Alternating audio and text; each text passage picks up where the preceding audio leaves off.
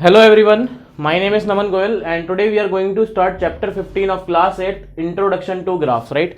देखो graphs basically क्या होता है, एक पेपर आता है ग्राफ पेपर, उस पे अपन बनाते हैं उस फिगर्स, तो उसको अपन बोलते हैं ग्राफ। ठीक है, तो ग्राफ का नेम हमने पहली बार पढ़ा था बार ग्राफ में, अब बार ग्राफ।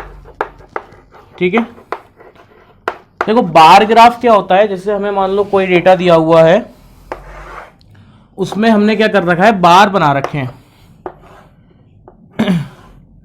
ये एक बार बना रखा है, ये कोई एक बार बना रखा है, ये एक कोई बार बना रखा है। तो बेसिकली ये क्या है, ये क्या है, बेसिकली ये एक बार ग्राफ है। ठीक है, ये डेटा को रिप्रेजेंट करने के लिए हमने ग्राफ पेपर पे क्या बनाया है, बार ग्राफ बनाया है। ठीक है, तो this is what, bar graph. ठीक है, दूसरा आता है हमारे पास अब पाई ग्राफ, पाई ग्राफ।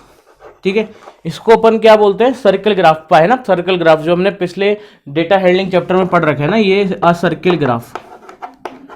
ठीक है, इसको अपन कैसे रिप्रेजेंट करते हैं, एक सर्कल की फॉर्म में रिप्रेजेंट करते हैं कि ये पार्ट डिग्री एंगल पता होता है हमें, ये किसी चीज को रिप्रेजेंट कर रहा है, ये वाला पार्ट किसी दूसरी चीज को रिप्रेजेंट कर रहा है, ये वाला पार्ट किसी तीसरी चीज को, ये वाला का पार्ट किसी भी चौथी चीज को। तो ऐसे अपन क्या करते हैं, एक सर्किल्स की मदद से अपन क्या करते हैं, उस ग्राफ को रिप्रेजेंट करते हैं। तो उसको अपन बोलते हैं द पाई ग्राफ या फिर सर्किल ग्राफ। ठीक है, ठीक है। नेक्स्ट आता है हिस्टोग्राम। देखो बार ग्राफ और हिस्टोग्राम लगभग सेम होते हैं ना, सेम होते हैं, बस फर्क क्या होता है किंक का। जैसे कि हमने पढ़ा है हिस्टोग्राम को पूरा हमने डीप में देखा है chapter, in chapter data handling, right. तो अगर अपन बात करें हिस्टोग्राम की, तो हिस्टोग्राम में बेसिकली क्या होता है, अनइवनली स्टार्ट करते हैं अपन ऐसा। ठीक है, तो जैसे फॉर एग्जांपल यहाँ पे है, ये 0 है, 10, 20, 30, 40, 50। यहाँ पे हमारे पास 100, 120, 140, 160, 180 एंड सो ऑन। तो यहाँ पे देखो अनइवनली हमने स्टार्ट किया है, 0 से सीधे 100 पे गए, फिर 110 से 100 से 120, फिर 140, 160 एंड 180 एंड सो ऑन। ठीक है, अब हमने यहाँ पे ग्राफ बना दिया। ठीक है, ये हमारे पास क्या है, एक हिस्टोग्राम है। ठीक है, देखो जो नया हमें पढ़ना है वो क्या है, लाइन ग्राफ। जो नया जो हमें यहाँ पे पढ़ना है, स्टडी करना है, वो है क्या, लाइन ग्राफ। देखो लाइन ग्राफ में बेसिकली हम क्या करते हैं ना, लाइन ग्राफ में हम बेसिकली लाइंस बनाते हैं। लाइन ग्राफ आपने अगर देखा हो तो क्रिकेट में होता है, जैसे आपने एक टीम में कितना स्कोर किया है, ऐसा ग्राफ बना हुआ होता है। ये एक टीम का ग्राफ है, ये दूसरी टीम का ग्राफ है, ऐसे कंपेयर करके बनाया गया होता है लाइन ग्राफ। ठीक है तो ये अगर आप किसी भी ग्राफ में अगर आप सिर्फ लाइंस का यूज कर रहे हो तो उसको अपन क्या बोलते हैं, लाइन ग्राफ। ठीक है, कैसे बनाएंगे लाइन ग्राफ को, एक बार एक क्वेश्चन लिख लेते हैं। तो draw line graph, draw line graph of following data. ठीक है, हमारे पास एक डेटा है। ठीक है, data of sale of number of flats, sale of number of flats in particular flats in particular year, particular year. ठीक है, एक ईयर में कितने फ्लैट बिके हैं उसका हमें डेटा दिया हुआ है। ठीक है, सो टेबल है हमारे पास, यहाँ पे आ जाएगा ईयर, यहाँ पे आ जाएगा नंबर ऑफ फ्लैट्स। ठीक है, 2003 हाउ मेनी फ्लैट्स, 8, 2004 10, 2005 3 और 2006 7। ठीक है, ये हमें फ्लैट दिए हुए हैं, हमें क्या बनाना है, इसका बार ग्राफ बनाना है। ठीक है, हमें क्या बनाना है इसका, सॉरी नॉट बार ग्राफ, हमें इसका बनाना है लाइन ग्राफ। ठीक है, तो लाइन ग्राफ की अपन बात करते हैं। ठीक है, बनाते हैं। तो पहले हमने क्या किया, एक्स एक्सिस वाई एक्सिस बनाया,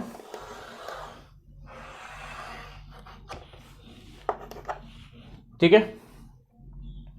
यहाँ पे किंग लगा देते हैं क्योंकि 2003 से स्टार्ट करेंगे अपन, फिर 2004, 2005, 2006 एंड 2007, ठीक है, ऐसा कुछ ऐसा करके 3, 4, 5 एंड 7, ठीक है। यहाँ पे नंबरिंग करते हैं, ये 0 है, 1, 2, 3, 4, 5, 6, 7 और 8। अब देखो 2003 के रेस्पेक्ट में कितना है, एक 9 और ले लेते हैं। 2003 के रेस्पेक्ट में कितना है, 8, तो हमने उस पॉइंट को मार्क कर लिया, ठीक है। 2004 के रेस्पेक्ट में कितना है, 10, इसको कम कर लेते हैं थोड़ा सा, इसको अपन लिख लेते हैं 6 लिख लेते हैं, चलो ठीक है। 2004 के रेस्पेक्ट में कितना है, 6, तो उसको अपन ने मार्क कर लिया। 2005 के रेस्पेक्ट में कितना है, 3, इसको भी मार्क कर लिया। 2006 पे कुछ भी नहीं है, 2007 पे कितना है, 7, ठीक है। अब इन डॉट्स को अपन को क्या करना है, ज्वाइन करना है। तो ये ग्राफ, ये ऐसा और ये, तो ये जो ऐसा ग्राफ है जिसमें सिर्फ अपने को क्या मिल रही है, लाइंस मिल रही है, तो ये क्या हो गया, एक तरीके का लाइन ग्राफ हो गया, राइट। अब मैं यहाँ पे आपको कुछ एक लाइन ग्राफ्स आपको बताऊंगा, तो आपको बताना है कि क्या वो लाइन ग्राफ पॉसिबल है, और अगर है तो क्यों है, और अगर नहीं है तो क्यों नहीं है। मैंने आपको ग्राफ दे रहा हूं, मैं आपको टेम्परेचर वर्सेस टाइम का ग्राफ दे रहा हूं ना। तो पहला ग्राफ टेम्परेचर और टाइम का ग्राफ है, ये टाइम है और ये टेम्परेचर है, ठीक है, ये ऐसा है, ठीक है। दूसरा है अगेन ये this is temperature and this is time, ये ऐसा है, ठीक है।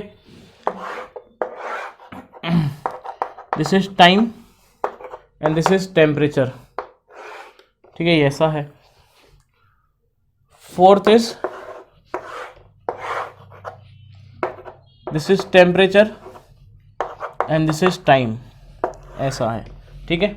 तो अगर आप देखो, पहला बात करते हैं पहले की, पहले में क्या हो रहा है, टाइम बढ़ता जा रहा है, टेम्परेचर भी बढ़ता जा रहा है, तो ये ग्राफ हो सकता है ना, ऐसा हमारी रियल लाइफ में होता है कि टाइम बढ़ता है, सर्दियों का मौसम है, गर्मियों का मौसम है, टाइम बढ़ता जा रहा है, गर्मी और बढ़ती जा रही है, तो टाइम बढ़ता जा रहा है, टेम्परेचर बढ़ता जा रहा है। इसमें क्या हो रहा है कि भाई टाइम बढ़ रहा है, टेम्परेचर कम हो रहा है, ऐसा भी पॉसिबल है, ठीक है।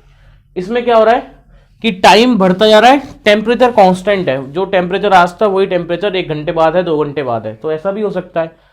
बट ऐसा नहीं हो सकता कि टाइम वही है और टेम्परेचर बढ़ता जा रहा है, तो ऐसा तो हो ही नहीं सकता, टाइम तो बढ़ता रहता है।